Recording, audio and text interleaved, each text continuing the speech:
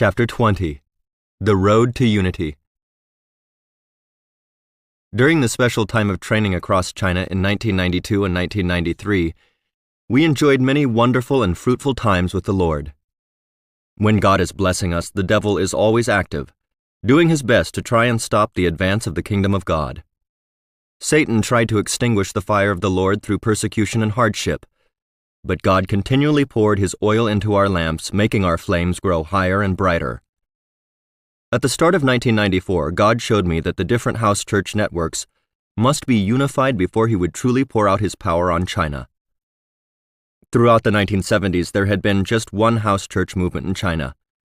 There were no networks or organizations, just groups of passionate believers who came together to worship and study God's Word. The leaders all knew each other. God had brought them together during times of hardship. They learned to have fellowship and trust one another while shackled together in prison. After being released, they worked together for the advancement of the gospel. In those early days, we were truly unified. Suffering had broken down all denominational walls in the Chinese church. When China's borders started to open up in the early 1980s, many foreign Christians wanted to know how they could help the church in China. The first thing they did was smuggle Bibles to us from Hong Kong. These gifts were greatly appreciated and so desperately needed. Once I took a train with various house church leaders to the southern city of Guangzhou to receive Bibles from our Western friends. After a day or two of fellowship, we boarded the train again and headed home with our precious gifts. We were so happy and full of love for one another. However, after a few years, these same mission organizations started putting other books at the top of the bags of Bibles. These were books about one particular denomination's theology or teaching that focused on certain aspects of God's Word. This, I believe, was the start of disunity among many of China's house churches. These booklets told us we must worship in a certain way, or that we must speak in tongues to be a true believer, or that only if we were baptized in Jesus' name, instead of in the name of the Father, Son, and Holy Spirit, could we be saved. Other teachings focused on extreme faith. Still others argued for or against the role of women in the church. We read all these booklets and soon we were confused. The churches started to split into groups that believed one thing against groups that believed another. Instead of only speaking for Jesus, we also started speaking against other believers who didn't conform to our views. After a while, our foreign friends started giving even more things to us. They gave money, cameras, and other things they felt were necessary to help us serve the Lord more effectively. I clearly remember how this caused division among the leaders. In our evil hearts we asked, "Who got the most books?" or "Why was that brother given more money than me?" It was a real mess. Within a year or two, the house churches in China split into 10 or 12 fragments. This was how so many different house church networks came into existence. It was easy for a house church to split. Sometimes an outsider would come and spend time with a group of second or third level leaders. They would hand out support money and their contact cards. Within a short time, a new movement would be established. In their zeal to help, our foreign brothers were actually causing the house churches to split and be weakened. For I can testify about them that they are zealous for God, but their zeal is not based on knowledge. Romans chapter 10, verse 2. I'm not saying it was purely the fault of our foreign brothers. Our own hearts were in error and we easily succumbed to temptation. I'm also not saying we don't need or want help from Christians around the world. We do. We have tremendous needs and we pray that God will provide however He chooses, including through foreign Christians. But the motive in giving and receiving must be pure, and these gifts should only be given through the existing church leadership, so that the younger leaders are not tempted to use these gifts to usurp the authority of the leaders above them. The leaders could no longer walk together in unity before the Lord. We felt that to do so would be to compromise our new beliefs.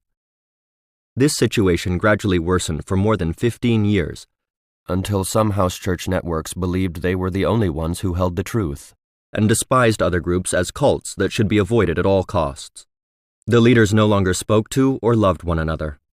As we traveled around China, we met with believers from many different groups and networks, and noticed the spirit of denominationalism was rampant. The Lord gave me a burden to seek unity among the house churches, so I started to look for like-minded leaders who shared the same vision. I met with Zhang Rongliang, the leader of one of the largest networks. Zhang was the brother I had sheltered with all night next to the freezing pond many years before, when a wave of persecution threatened to sweep us away. He was also the brother who gave me his scarf the night I was arrested and sent to prison in 1983. When I told him my vision for unity, Zhang laughed. "That's impossible. The different groups you want to bring together are typical cults. We'll have nothing to do with them." I was so upset I wanted to punch him, but I knew Zhang had been deeply hurt by the other leaders.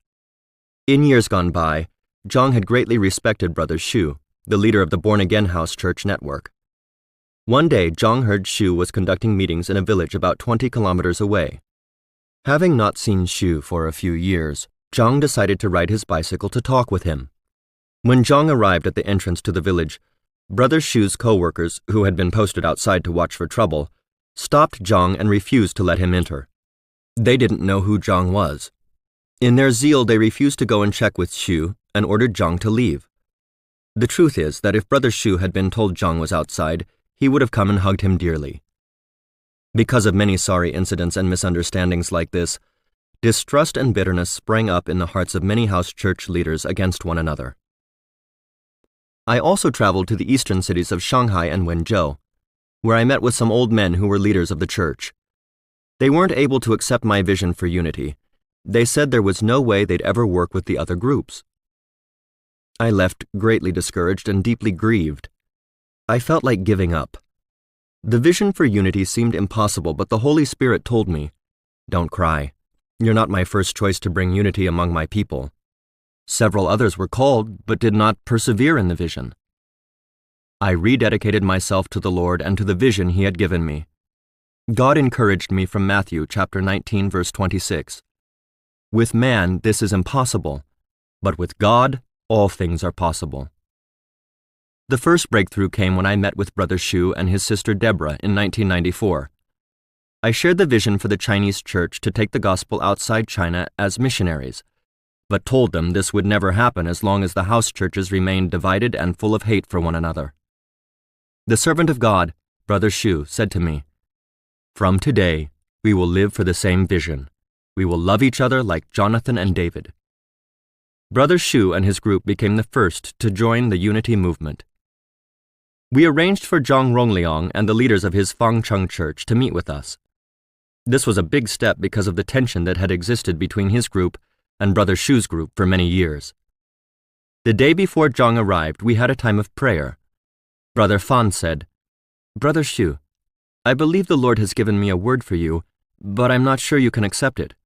He continued, "I feel that when Zhang Rongliang and his leaders arrive, you shouldn't sit down with them and talk straight away. You shouldn't even pray with them at first. When they arrive, you should immediately get on your knees and wash their feet one by one."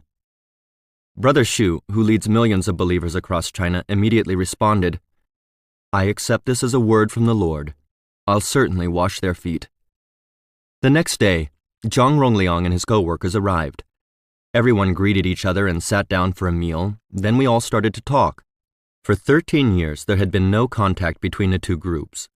Each side was sure they were correct and that the other group was, at best, believers who had strayed from the narrow path and had embraced dangerous beliefs. The atmosphere deteriorated until it became like a business meeting with everyone talking at once about different subjects. Many old wounds resurfaced, and it became apparent the two groups were as far apart as they'd ever been. It looked as if Brother Xu had missed his chance to wash their feet. Suddenly, Zhang slapped his knee and announced, "All this talk is a waste of time. Let's pray and then we'll leave." Brother Fan pushed Brother Xu in the back and instructed him, "Quick, get some water and do what the Lord told you to do." Zhang was praying with his eyes closed when Xu knelt down in front of him and started gently to take his shoes and socks off. Zhang opened his eyes and was amazed. He couldn't believe the great Xu Yongzi, leader of the largest house church movement in China, would ever kneel down and wash his feet. Zhang cried out and wrapped his arms around Brother Xu in a warm embrace. Deborah Xu then brought out a bucket of warm water and started to wash the feet of Zhang's co-worker, Sister Ding. The two of them knelt down on the floor and hugged and wept.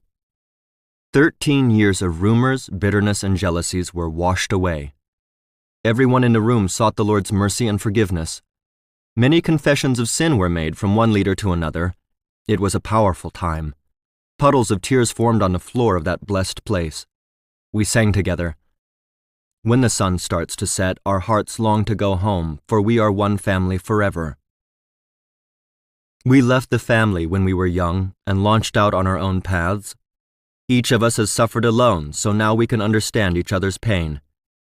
We should accept each other as brothers, walking down the gospel road. All streams and rivers finally join the ocean, for we are one family forever. These two house church networks committed to work together wherever possible from that day on. Our hearts had been totally conquered by God's love. The Lord put a deep burden in the heart of Brother Ch.20 to be reunited with other house church leaders as well. Together, we visited many more leaders from other groups. All those leaders who wouldn't align themselves with the Three Self-Patriotic movement were asked if they wanted to join the Unity movement, which we called the Synim Fellowship. We believe the Synim, mentioned in Isaiah chapter 49, verse 12, King James Version, refers to China. Behold, these shall come from far, and lo, these from the north and from the west, and these from the land of Synim. We prayed with them and shared the vision for unity. Slowly the Lord granted us favor, and these leaders began to see the importance of being united for the sake of the Lord. Many leaders had never even met Brother Ch.20 before, yet they had opposed him because of what they'd been told by others. When they heard from his own lips what he believed, and saw how his life and character displayed the gentleness and fruit of the Holy Spirit, they realized they'd been lied to. They embraced Brother Ch.20 as a true man of God and a genuine believer in the Lord Jesus Christ. Many of the barriers fell down, and unity grew deeper and stronger. The leaders started preaching in each other's churches, singing each other's songs, and strategizing together in the work of the Lord. By the start of 1996, many of the top leaders had agreed to unify, but the second and third level leaders, especially the younger brothers, still couldn't totally accept each other. They didn't want to give up their own methods. I made a covenant with God for the sake of unity among the Chinese church. I told him, Lord, from this day on I won't eat eggs or meat until the leaders genuinely accept each other. One day, at a leaders' meeting, one brother noticed I wasn't eating eggs or meat. He asked why. I told him, and immediately he stood up and made an announcement. From this moment on, I too refuse to eat eggs or meat until the house churches are unified. In October 1996, 5 men were elected to be the first elders of the Synim Fellowship. They were Brothers Xu Yongzi, who was voted the chairman, Zhang Rongliang, Wang Xincai, Shen Yiping, and myself.